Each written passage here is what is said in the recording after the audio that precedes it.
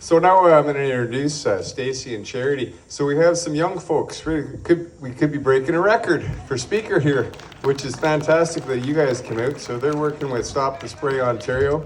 Same thing. So here they come, and I hope there's enough mic for you too. Thanks so much for coming. Sorry, there's 3 of them. She's the youngest speaker yet. I've miscounted. Eastbound and down, load it up and truck it. We're gonna do what they say can't be done. They got a long way to go and a short time to get there. I'm eastbound, watch that old man run. I knew I had to break it up somehow. Hello, my name is Charity Parisian. I am the event organizer for the Stop the Spray in the Ottawa Valley. I created the group online on Facebook. On Monday night, after I put my 4 kids to bed, thought my day was done, used all the proper cleaner, had a nice organic supper, as much as we can. It's expensive these days. I saw the post from the M&R on about the 21st. I think that's about right. And I said, okay, I'm gonna go jump to that group that says they're gonna be there and they're gonna rally and they're gonna fix this up. And I realized there was none, and I went, oh no, it's 10 o'clock at night, mom's gotta go to bed. And then I realized, in 2015, I graduated from environmental technology, and since then I've been sitting on information, on all the knowledge that I know from my course, from all of the things that my professors taught me. And they were good professors, Sir Sanford Fleming College. Back in 2022, I just want to touch on a few things that Donna brought up. I'm just gonna let the Lord let it flow. They actually got rid of, the government of Ontario put a funding stop on education. And Sir Sanford Fleming College has been known all around the world for environmental studies, good professors, quality content. And they canceled over 15 programs, things that are extremely important: watershed management, ecosystem management, where you really learn about the invertebrate, what everything cleans, the air, the symbiotic culture, the way everything is cyclical, why it's important, why we need to protect it.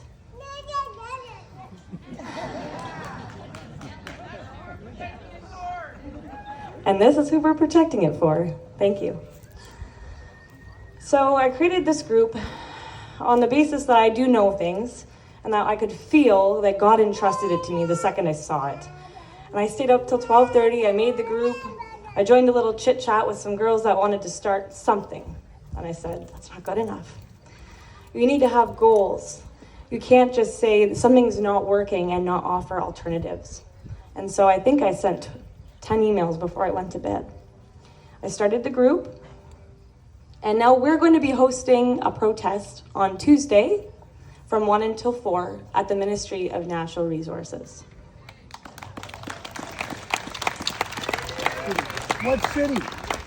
Thank you, but that's also not good enough. We need each and every one of you. We need your vehicles. We need you to pack your vehicles with your friends, because presence and individual bodies are what we need. We need to stand outside the Ministry of Natural Resources with a flood of people that understand that we're at a fork in the road.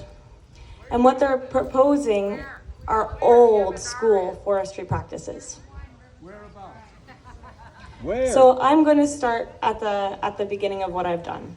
So I did reach out to Nick. Where the M&R, it's just around the corner. It's on Riverside Drive, right at the end of the road. We've got lots of parking. That's why I planned it that way. In Pembroke, right here, just around the corner, just down the road. Now, this is a very, very peaceful protest. I've asked that people bring their kids, that they bring chalk, but I want to see signs, and I want you to be creative. Stacey, I'll let Stacey talk for her sign, but I'll offer my alternatives first, and I'll tell you right now that my sign says, let's take a dump on glyphosate, because the alternative is actually sheep herding. So I'm just going to jump back a step. So I reached out to Nick from the Ottawa Valley Forest right away and said, I want to know more. And it was an extremely one-sided conversation. He wasn't interested in facts. He was just interested in keeping his project going. There are a lot of steps that are involved in making a project like this. And I will say that this is the first time that any proposal of glyphosate or any kind of herbicide has been aerially sprayed in Renfrew County. And it's not the time to start. So after a very one-sided discussion with Nick, I did reach out to our MP and our MPP. I called every single day last week with 4 kids under 5. That's not an easy feat. As well as the Algonquins and Pickwater, and I reached out to them every single day. I don't want you to be overwhelmed, and I don't want you to feel like we're losing this battle, because I promise we're not.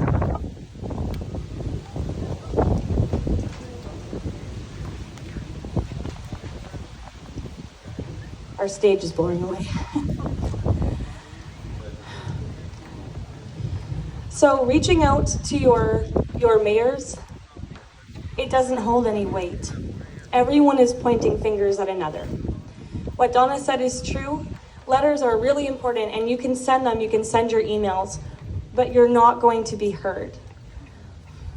When the forestry company initiates a plan like this, they need to do the process of having a risk assessment. They need to make a plan for all of the animals, for the water, and creating buffer zones. All of what they have done in their plan is great, but it's not real. And I just want you to know that.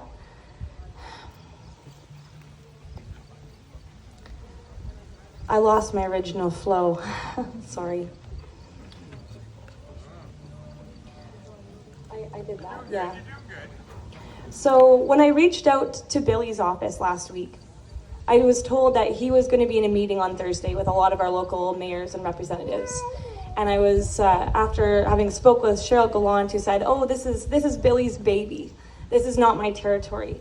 I was like, oh yes, we've got a nice new young MPP. He's driven, he understands that we're in a time of change, and the old world is dying, and so many people in our generation really do understand that, as well as obviously multiple generations. And so to see his response, just to quote him, he told one of his constituents that the dose was so low it did not give cancer to mice. And I read that and went, oh my Jesus. Okay, there's no waiting anymore. And instead of feeling down, and I remembered feeling the weight of the convoy and people's negative feelings, I felt it for a second and went, no, no. And the only way to not feel dragged down by something is to do something about it. If you have anxiety, do something about what's causing your anxiety. And so I reached out to the Ministry of the Environment. I made a case for us in Renfrew County, and learned that because this is Crown land, Miss Gallant was mistaken. Was she mistaken, or did she sidestep? We all know the answer to that, but I'm not going to say it.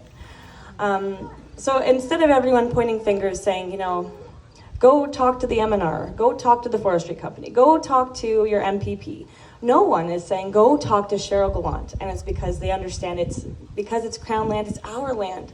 It's the land that we forage, it's the land that we camp. It's the land that has huge basins of water that clean everything, and the soil is pure, and the birds actually have solace from the chemicals that we have outside. So the final step was really reaching the Algonquins of Pikwanagan, and I finally reached them. Day 5, 8:30 at night, I got 2 of them, because this mama doesn't stop.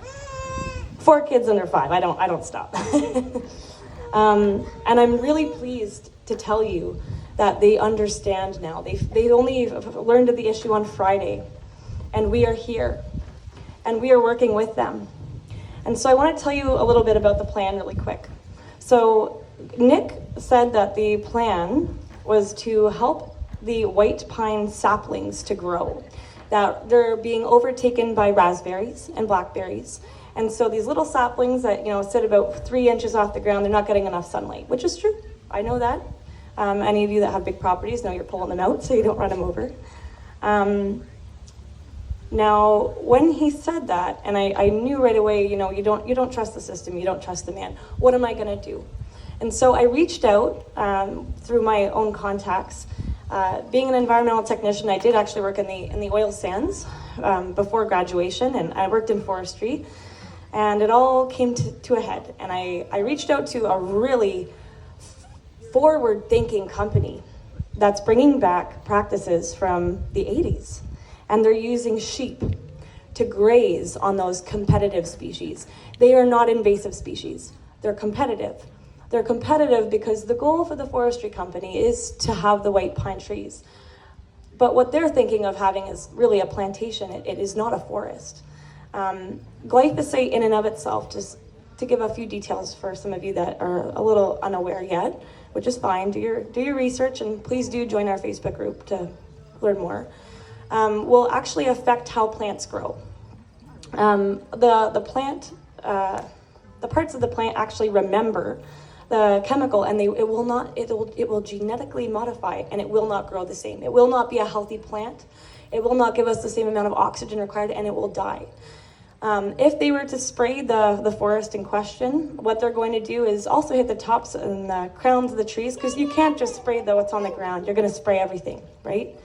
But all of what's on the ground is going to die, and it will be dry after it dies. And so if you've been reading and saying, oh, it's going to create a tinderbox, this is why. It creates a tinderbox because of all the dryness on the ground. You only have big green conifer trees, and we all have bonfires in our backyard. We know that, and they burn up fast. And it's a big reason why Alberta is prone to so many wildfires. There's a lot of plantations out there, and they just clear cut everything and plant only pine trees. And I know because I've walked those fields. That it's not for the faint of heart either. Man, rose country. So after having the discussion with Nick, I asked if he was open to any alternatives, and I knew he was not. He did not like being challenged. He did tell me that glyphosate is very safe, and I asked him to provide his sources, and after that he did not, he said he had a meeting to attend to, and did not have any more conversation with me. Partially my fault, because I did kind of go in with my own bias, I still went in kind and grounded, but I was trying to feel him out. And I knew right away, I don't call this man back. I did call him back. I called him back on Friday after the discussion with the company in Alberta. I don't want to bore anyone, so tell me to stop when I need to stop. But I want to tell you what the alternative is first. So this company in Alberta, she actually worked for a big forestry company, such as Ottawa Valley Forests, and said the same thing. Her job was to go and spot spray on the ground all that glyphosate, which, is basically you're in a rad suit because it's so lethal. And she said her background was jumping from farm to farm in different country, and she said, I know that there's a better way, and you know what, it's 2021, it's COVID, I have some time here, I'm gonna make this business. And I want you all to, if you have paper, I want you to look it up, because I want you to educate yourself.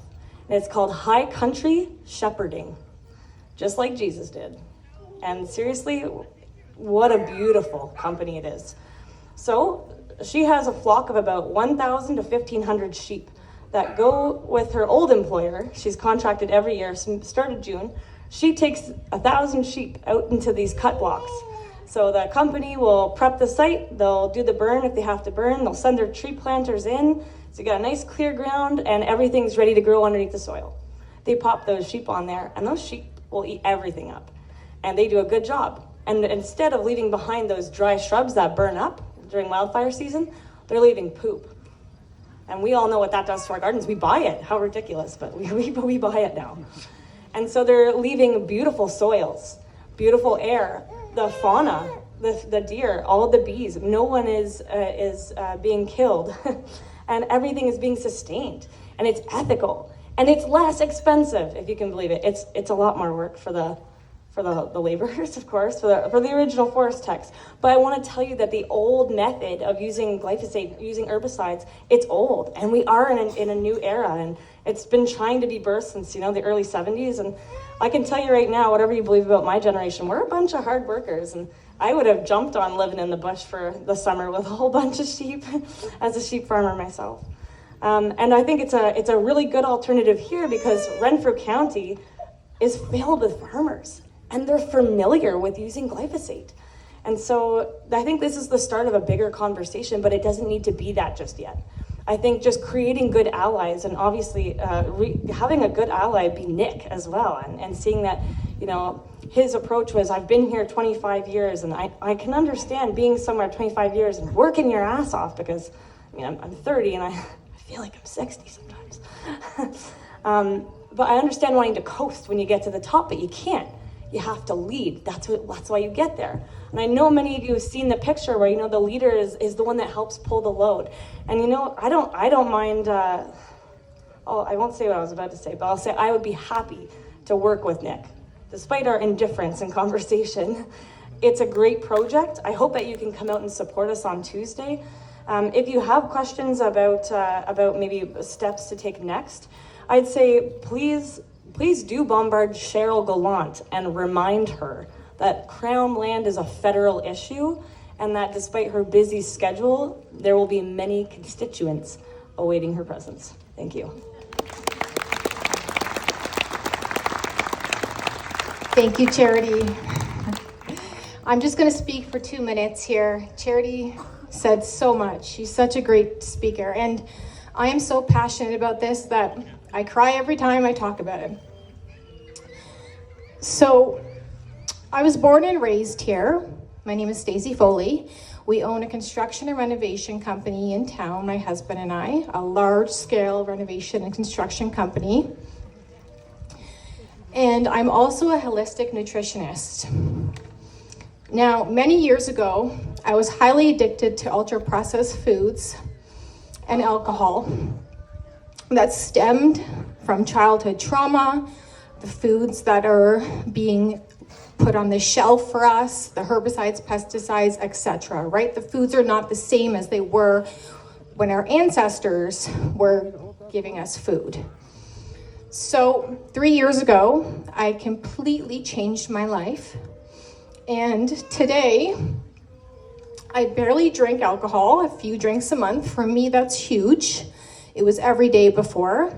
I eat extremely clean. I educate on the food health because many people don't know. They don't know that there's herbicides and pesticides. It's harmful to the soil.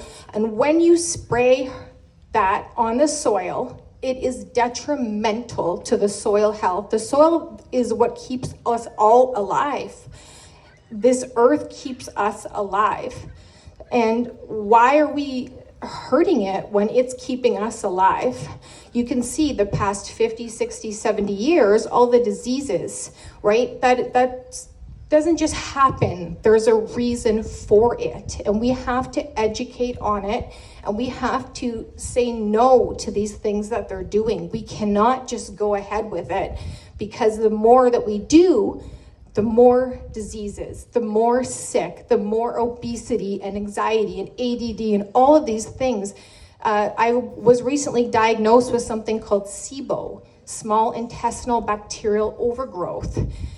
That wasn't even a thing back in the day. And there's so many women that I work with that also have this. It's caused by inflammation. All disease is caused by inflammation. It is the root driver of all disease. What is inflammation from? Spraying of herbicides, pesticides, these additives in our foods. And I can go on and on about the food, but the main thing is the spraying. They're spraying everything. It's going into the soil. It's detrimental to the health of the soil. The plants that are in the soil, it cannot get pull the nutrients it can from the soil because it's unhealthy. If you have an unhealthy soil, you have an unhealthy plant, you have an unhealthy animal, you have an unhealthy human. It just keeps getting worse and worse and worse. So if we stop the spray, they have revoked it in 3 communities in Ontario, so we can do it here too. If they stop the spray, we'll have healthy soil, healthier people, healthier animals. So together we can make a real difference. And don't just stand by the sidelines. I'm not talking to you right here, but the general public, they don't care about it. They don't even know about what glyphosate is, whatever, right? They don't care. You should, because it affects our children, our grandchildren, and so on. The entire planet, you can see it's getting sicker, it's getting weaker, and it's getting fatter and stupider. And it's true, we see it. So let's do something about it.